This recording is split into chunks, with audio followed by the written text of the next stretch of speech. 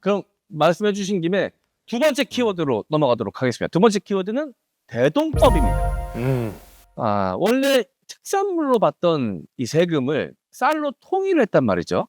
저희 당시에는 굉장히 개혁적인 이 조치 아니었을까요?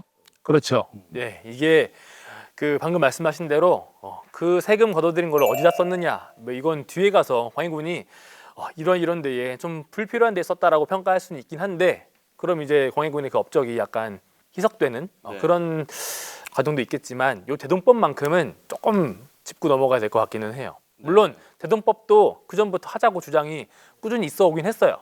근데 그래도 이거를 어찌됐든 간에 왕의 입장에서 밀어붙인다는 것 자체가 하나의 결단인 거니까 높게 평가를 하는데, 일단은 조선의 세금은 세 가지: 조세, 곡물, 역, 요거 세 가지입니다.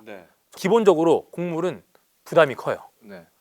근데 여기에 조선 중기 이후가 되면요, 통치 질서가 무너져요. 사리민이 훈군이 막 싸우면서 뭐 지방 통치가 무너지니까 이 곡물 납부를 방해하는 세력들이 생겨나요. 방납업자라고 합니다. 방납, 납부를 방해하는 거예요. 세금 납부 방해. 어떤 식으로 방해하냐? 예를 들어 제주도가 전복을 납부를 할 거예요. 특산물로. 한 5월에 한다 치면은 한 4월 중순쯤 가서 이 방납업자들이 4월 중순에 가서 전복을 다 사재기를 해요. 그러면은 제주도 백성들은 우리 전복 내야 되는데, 그럼 어쩔 수 없이 방납업자한테 가서 사야겠죠. 다시 사야 되는 거예요? 근데 나는 지금 독점 판매를 할 수 있는 방납업자니까 한 마리에 5,000원짜리를 10,000원에 팔겠죠.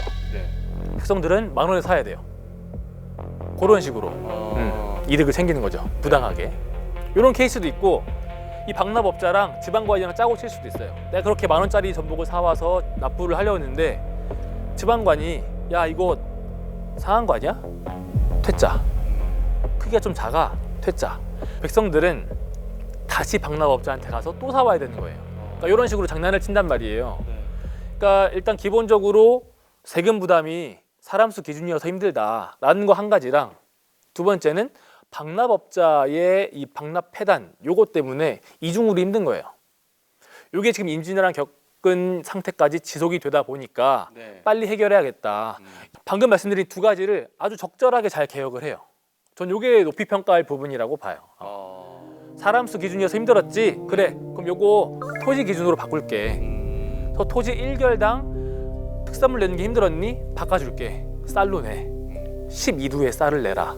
이렇게 바뀌거든요. 그러니까 백성들이 힘들어할 만한 것들을 적절하게 잘 진단해서 처방전을 내줬다. 요게 대동법. 그래서 저는 요거 다른 정책들도 좀 좋은 게 많지만 요거 하나만큼은 물론 신하들이 하자고 했겠지만 결단을 내린 거에 대해서는 높이 평가할 만하다. 본인을 왕으로 만들어준 세력들이 주장했었던 게 아닙니다. 대동법은 남인에서 주장했었고, 당시 이원익이라는 그 남인에서 주장을 해요. 그래서 어쩔 수 없이 받아준 거예요. 그게 이제 경기도에 한해서인 거거든요.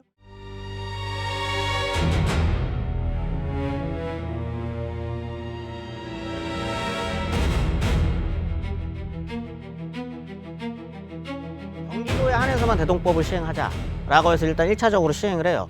이 과정에서도 광해군은 자기 목소리를 내진 않습니다.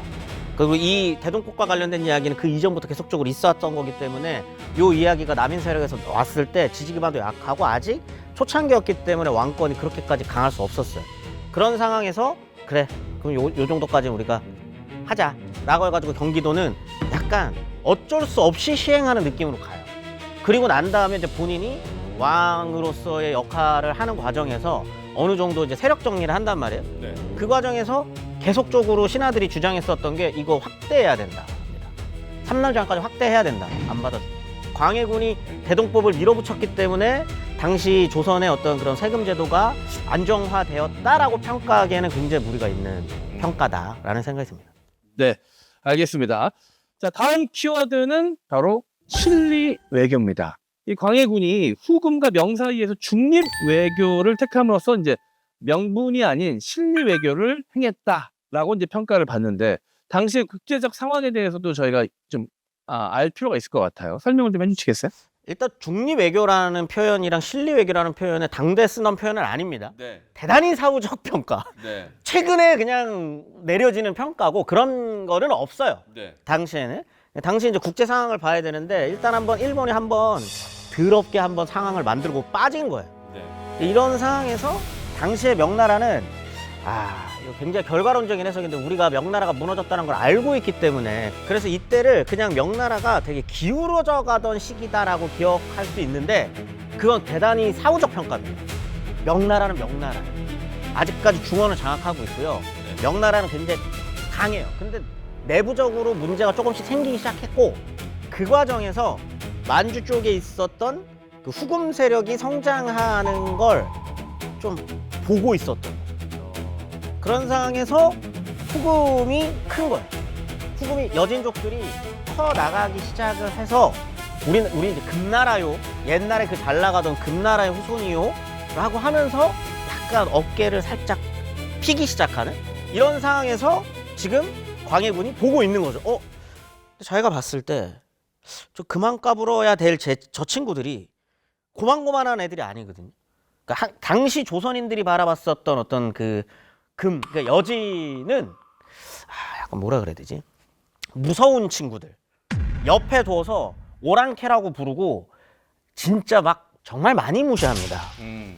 정말 무좀이라고 표현해요. 무좀. 한자로 무좀이라고 표현한다고. 사람도 아니다. 사람이 아니에요. 오랑캐는 사람이 아니에요. 조선 입장에서. 무시는 하는데 약간 빡 돌아가지고 내려오면 되게 무서운 애들. 약간 이런 느낌을 갖고 있단 말이에요. 근데 그런 상황에서 쟤네들이 점점 모여.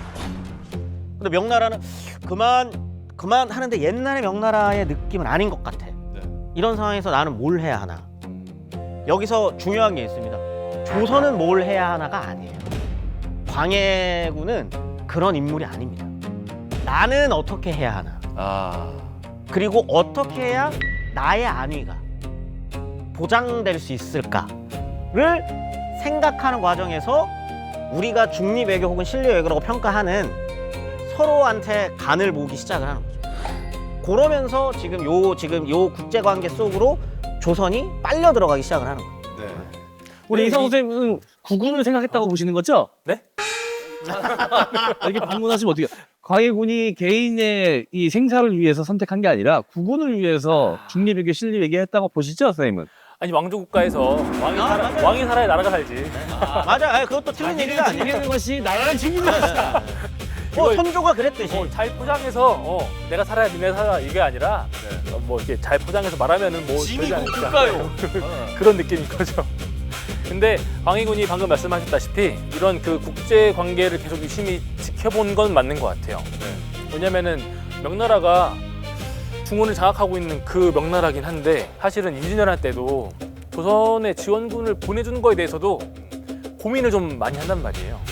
그러니까 고민을 한다는 거는 이거 다 빼내주면 우리 지금 내부적으로도 좀 힘들 수도 있는데 이런 생각도 하고 안 보내주자니 모냥 빠지고. 그죠? 그리고 실제로 정말 일본이 여기까지 오는 거 아니야라는 생각도 하고 이런 여러 가지 생각들을 해가지고 고민을 많이 한 흔적이 있단 말이죠. 그런 명나라 그리고 저 북쪽에서 유목민족들이 몰려들고 있으면은 경고를 좀 해야 되거든요. 모이지 마. 근데 그런 흔적도 잘 보이지 않고 그러니까 그런 분위기를 잘 파악하고 있었다. 그렇게 보이는 거죠. 어쨌든 국제 감각이 전혀 없던 왕은 아니었네요. 그런 것들을 계속 파악하고 있었다는 것이. 여기서 절대 오해하면 안 되는 게 광해군은 명나라를 버린 적은 없습니다. 끝까지 친명이에요. 친명? 지금 다시 할게요. 징스 색깔. 다시 할게요. 근데 왜? 뭐라 그래야 되지? 다시 수명대금 나와요. 나온 네, 그렇게 말씀하셔도 되죠. 저는 안 쓰겠습니다 예. 오늘. 명나라에 대한 어떤 의리나 명나라에 대한 은혜를 버리겠다라고 판단하는 사람 절대 아닙니다. 결코 그런 판단을 해본 적은 없어요. 명나라는 끝까지 부모의 나라예요. 그런 과정에서 저 위에 오랑캐를 어떻게 볼 것인가를 놓고 계속적으로 안에서 머리 굴리기를 하고 있는 상황. 요런 거지. 딱 놓고 그래서 중립외교라는 표현을 쓰면 안 된다는 거죠. 외교적으로는 외교적으로는 친명나라입니다. 그거는 부정할 수 없어요. 근데 왜 네. 두 번이나 파병 요구했는데 네네네. 거절했던 거예요. 아 거절하지 않아요. 거절하지 않아요. 일단 거절한 거나 마찬가지지 않습니까? 그러니까 이게 이제 흔히 얘기하는 이제 밀지설 그 강홍립한테 그건데 이제 그 밀지설 이게 싸우지 말고 항복해라 혹시 딱 보고 난 다음에 근데 강홍림은 군인도 아니고 외교관이었잖아요. 근데 원래 전중에서 그런 경우는 많아요. 그런 경우가 많기 때문에 그게 꼭 이상하거나 특별한 경우는 아닙니다. 1번. 두 번째, 싸우지 말고 항복하라라고 했었다라고 하는 표현을 뒤에 와전됐을 것으로 보시는 분들도 있어요.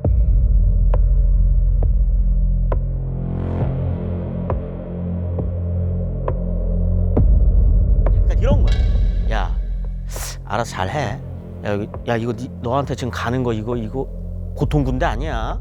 정도를 나중에 이제 그 인조반정 이후에 여기 이런 식으로 덮어 씌워졌을 것으로 보통 보시는 분들도 있어요. 네, 그래서 이 밀지설 자체를 딱 놓고 이거는 기정사실로 딱 팩트다라고 해서 보기에는 좀 힘들고, 그럼 왜 그렇게까지 했느냐, 이런 이야기 가서 잘 하고 와라라고 했느냐, 이거는 아까 말했던 것처럼 그 두려워해요.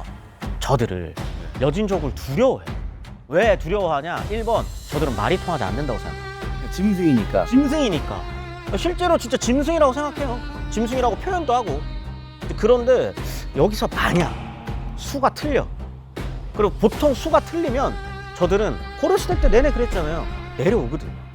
내려온다고? 내려오면 당장에 나 죽일 텐데? 이게 좀 두려운 거예요. 이걸 어떻게 해야 되지? 라는 상황에서 야, 수 틀리면 바로 빼는 거야. 요런 느낌으로 아마 전달했던 거지. 진짜 여기 끌려갔었던 우리 그 수만 명의 우리 조선 군인들, 이 친구들 의미 없는 싸움에서 희생되어야 되겠소, 이런 느낌은 아니라는 거예요. 알겠습니다. 그래도 실리 추구했던 건 사실이지 않습니까? 그렇죠. 이게 다른 왕들이었으면 광해군처럼 했을까? 전 요게 포인트인 것 같아요. 광해군이 다른 왕들과는 다른 생각, 다른 판단을 한 것처럼 보이는 거죠. 그래서 우리가 광해군을 다른 각도로 보는 거잖아요. 그러니까 인조나 그 이후의 왕들이 그런 동일한 상황이었으면은 과연 사르 전투 패배하고 나서 부금에 대해서 이쪽으로 좀 돌아서야 하나, 이런 생각을 했을까? 그러니까 돌아서는 것까지는 아니지만 둘 다 고려하자라는 생각조차도 아마 안 했을 것 같다는 거죠. 계속 명나라에 대한 강력한 신봉, 요거를 저버리지 않았을 것 같아요. 근데 광해군은 아마 세자 때 본인이 직접 전쟁을 경험한 게 조금 영향이 좀 있지 않을까. 직접 싸워보고 백성 죽어나가는 거 보고 했던 경험이 그때 좀 반영되지 않았을까. 저는 이제 제 개인적인 생각을 조금 말씀드리자면 항상 시대적 한계라는 건 존재하잖아요. 그럼요. 이때 당시에는 성리학으로 내가 완전히 절여져 있는 시대잖아요. 네. 완전 생리학적 세계관 안에 갇혀 있는 시대인데 그때 당시 명을 상대로 다른 세력과도 손잡을 생각을 했다는 것 자체가 이건 좀 평가받을 일이지 않은가. 손잡을 생각이 있는 게 아니라니까요. 요거는 정확하게 구분을 해야 됩니다. 손잡을 생각이 있는 게 아니라 저들이 밀고 내려오는 거를 두려워하는 거예요. 두려움이었다. 순전히 두려움이었다. 네. 손잡는다는 느낌이 아니라 내려오지는 못할 정도로 계속적으로 관계를 조금 그냥 좀 어중간하게 가는 약간 이런 상황이에요. 왜 또 이 중요한 사람이 이야기가 돼야 되는데 이 시기에 인간 사드라고 불리는 사람이 있어요. 모문용이라고. 모문용. 이 아저씨 진짜 이상한 아저씨거든요. 이 아저씨가 그냥 간단하게 설명드리면 명나라 장수예요. 이름도 없던 친구예요. 근데 후금 적진 한가운데로 갔다가 이겼어요. 근데 그 운이 그야말로 운이 갈 데가 없어. 누가 받아주냐면 그 조선이 받아줘. 광해군이 받아주거든요. 광해군이 받아준 다음에 이 친구를 어떻게 해야 되나 고민스럽잖아요. 얘를 그죠. 이러지도 저러지도 못하지. 명나라에 원래는 보내줘야 되는데 그러면 후금을 거쳐서 보내줘야 돼. 근데 보내줬다는 걸 내가 알면은 쟤네들 또 내려올 것 같고 얘는 어떡하지? 라고 해서 섬에다가 가둬놔요. 이 모문용 세력을. 근데 가둬놓으면은 어떻게 되냐면 명나라에다가는 모셔놨다 그럽니다. 우리가 잘 보호하고 있다. 모문용 장군 우리가 여기다가 섬에다 모셔놓고 실제로 어마어마한 예산이 투입됩니다. 이 친구도 밥 먹여주느라고 막 이렇게 모셔놓고 있어요. 근데 그 모문용과 관련해 가지고 후금 쪽에서도 계속 요청이 있을 거 아니야. 야, 우리 쳐가지고 들어왔던 애인데 뭐 하고 있냐? 그럼 뭐라 그러냐면 우리가 지금 납치해 놓은 거다. 우리가 지금 섬에다가 가둬놓고 처벌을 지금 우리가 하려고 가둬놓은 거다라고 얘기해요. 그러니까 그런 걸 보면은 외교적인 감각이나 이런 게 생각보다 좀 뛰어났었던 사람인 것 같긴 해요. 네. 물론 그것도 이제 자기 안위를 위해서 거지만 네. 그럼에도 불구하고 그런 안목은 근데 뛰어나다. 예. 결론적으로 항상 해석은 자기 아니로 자기를 가시네. 아 근데 여러분들 지금까지 선조 그렇게 욕했었던 거 아니에요? 자기 안위를 위해서 도망갔었던 왕이라고 욕했던 거 아니에요? 아, 근데 거기서 나라를 생각했던 흔적들이 별로 안 보인다 이거죠. 네. 왜 그렇죠? 선조 굉장히 보니까 선조 사랑이야. 아니 그러니까 평가를 할 거면 동일한 잣대로 평가를 해야 된다는 거죠. 그거를 비겁하게 볼 거면 광해군도 자기 안위를 위해서 이런 판단을 하는 거예요. 네. 근데 국가를 위해서 한 거, 그냥 조선이나 나라를 위해서 한 거다라고 보여질 거면 선조의 평가도 그런 식으로 가는 게 맞다. 네, 알겠습니다. 자, 그럼 가장 궁금했던 지점으로 넘어가 보도록 하겠습니다. 자, 오늘의